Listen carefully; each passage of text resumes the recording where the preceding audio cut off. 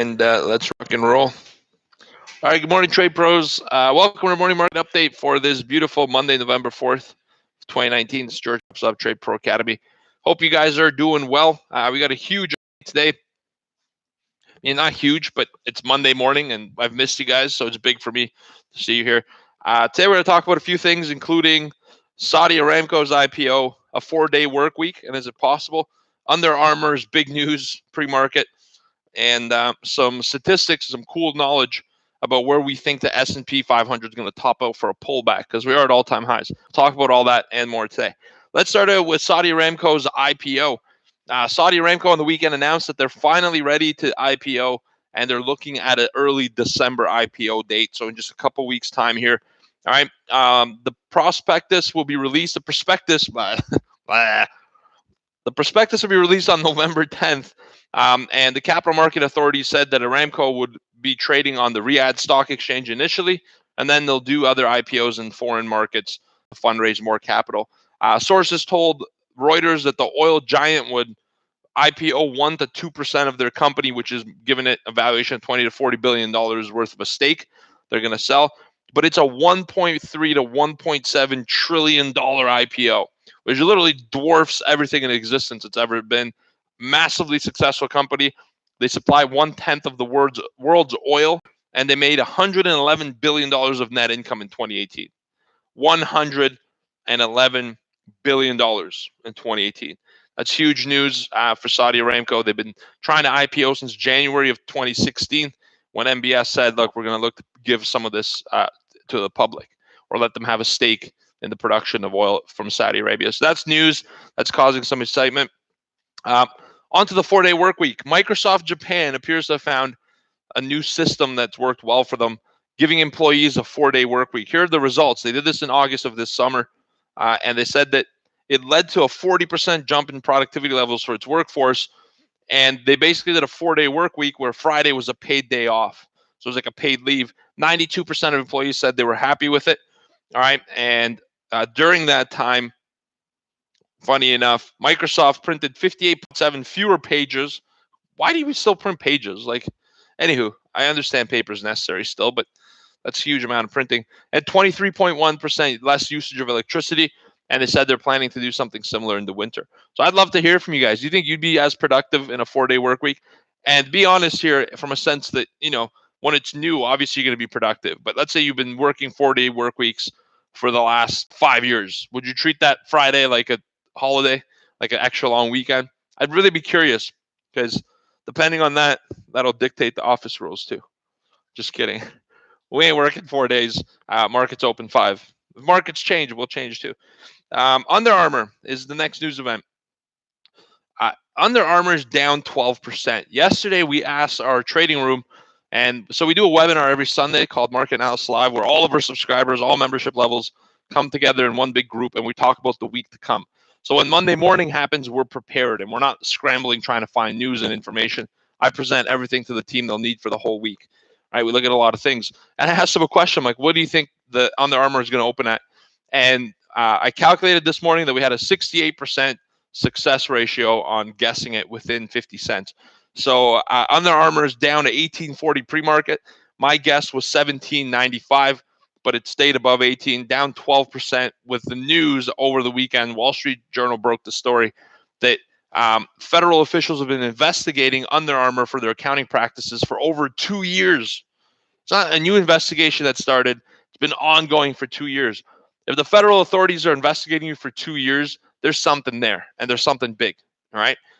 And so, they're doing their due diligence, and I think that markets are afraid of owning. I wouldn't want to own Under Armour stock knowing that there's an investigation. So I think the downside is just continuing, or just starting rather, for Under Armour. This could be bad. I mean, like really bad, like existential crisis for Under Armour type of bad. All right.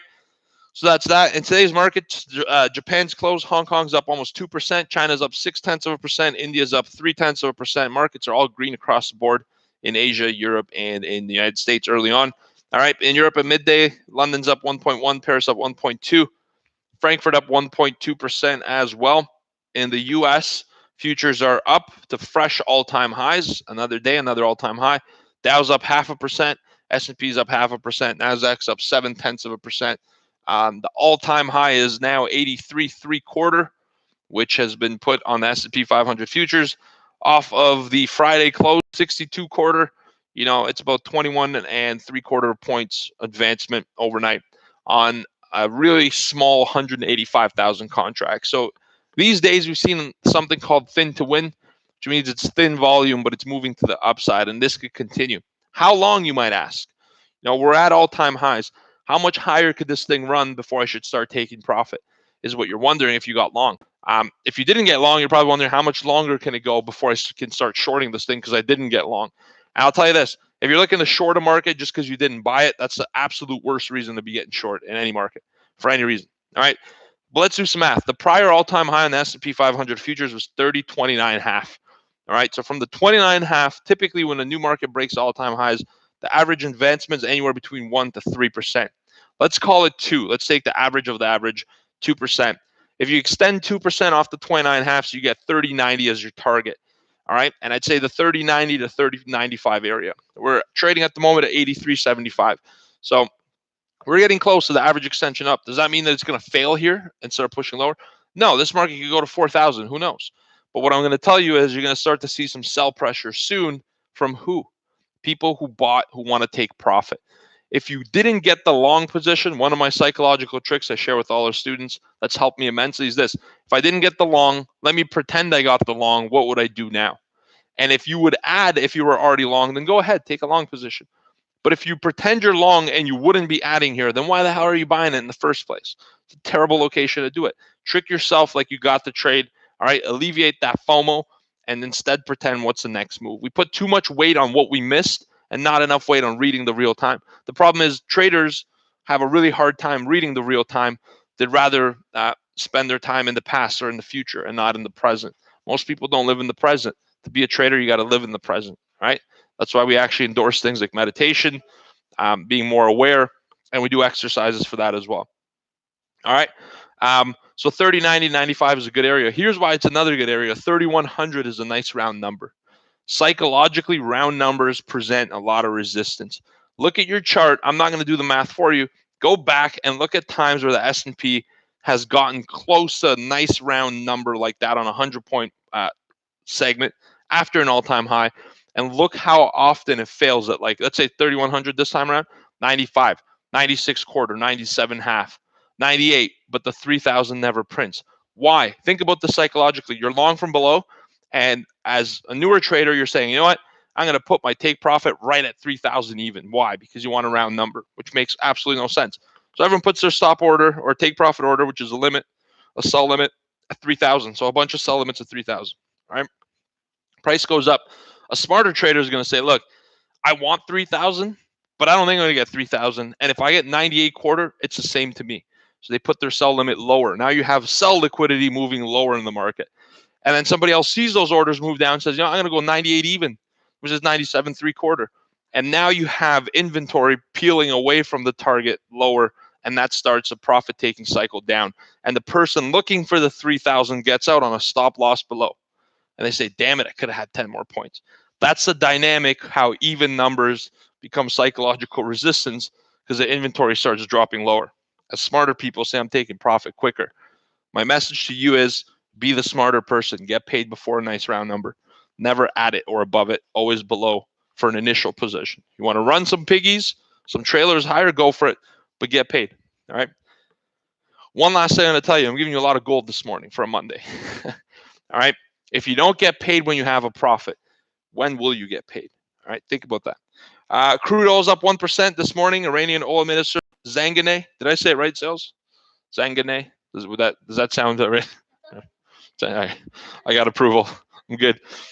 He said he expects further cuts to be agreed upon at the December 5th and 6th meeting out of OPEC. And obviously that kind of commentary, meaning more cuts, less supply into the market, higher price, pushed oil up 1 percentage point. So we're dealing with that this morning. Gold is more or less flat, hanging around 1512s. I'm very interested that gold isn't dropping, because if gold isn't dropping, that means there's people buying it, right? Think about that. More buyers than sellers, or at least balanced amount of buyers and sellers. And that's surprising because S&Ps are riding an all-time high. That's a warning shot for me. Utilities, the utility sector last week was up. That's a second warning shot for me. Careful. I have a feeling, and this is an unfounded feeling. If it happens, I'm not going to feel like a genius because it's kind of an intuition, and I expect things that are intuition to happen for me. I'm connected like that. Um, and I'll tell you this, I got a feeling this week we get some kind of bombshell report, tweet, squawk, or something pertaining to this China-US trade news. If you've been riding the cycle, you're kind of feeling that way too. If you've been watching this market very closely, I hope it doesn't happen, but I'm getting a little bit of an eerie feeling that something could be coming. Listen to the news wires very closely this week. Bitcoin's up 0.7%. Today's economic calendar, we have factory orders at 10 a.m. and then Fed's daily speaking at 3:05. There really isn't any massive news events today.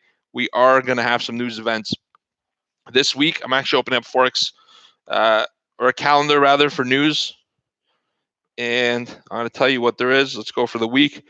So here's the reports that are actually big. Let me filter it by high impact importance and apply filter. I don't want to turn my back on you, so I have to do it on my phone. So Monday we have ECB's president Lagarde speaking at 1:30 today Eastern time. Christine Lagarde takes over from Mario Draghi as European Central Bank president. She said something very odd this weekend. Did you guys read it? Did you hear what she said?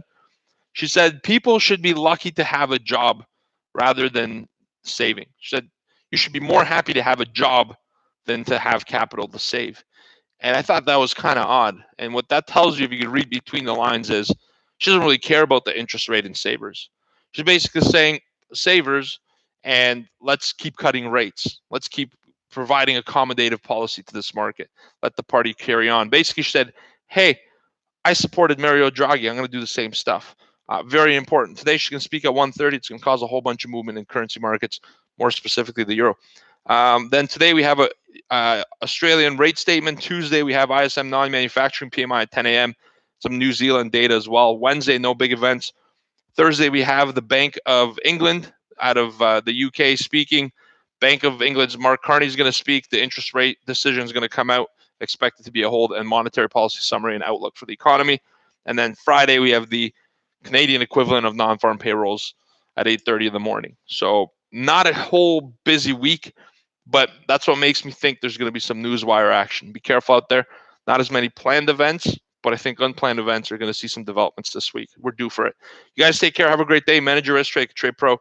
If you want to trade with a group of professional traders on a daily basis, if you feel alone at your trading desk, if you think being around successful traders will help you, then let us help you. That's what we're here and we do every day as a community. So now I'm going to turn around, talk to our trading room, and we're going to get the show on the road. Appreciate you guys. Send you love, joy, and happiness.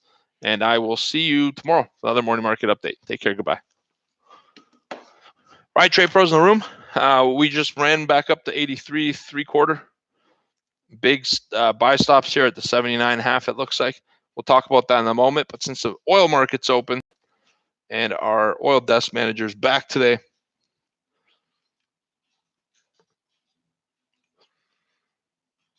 Bob, that's so inappropriate.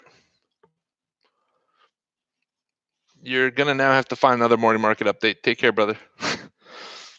All right.